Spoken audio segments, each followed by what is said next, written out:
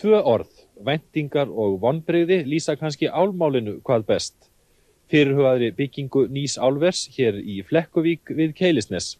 Í ársbyrjun töldu stjórnvöld og Landsvirkjun að tiltölulega góðar vonir væru að samningar tækjust á árinu byggingu álversins.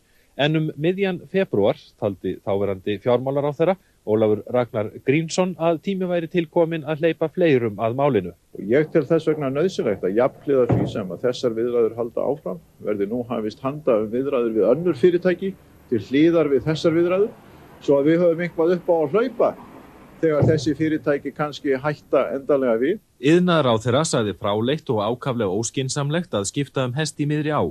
Í maí töldu bæði Davíð Oddsson, forsætisráðherra og Pál Drakk, forstjóri Alumax, helmingslíkur á að af álveri yrði. Jón Sigurðsson iðnaðarráðherra sagði slíkan hlutfallsreikning lítils virði. Í ágúst tókst samkomulag öll meginatriði aðalsamnings sem staðfest var við komu forstjóra Alumax, Gränges og Hugovens hingað til lands.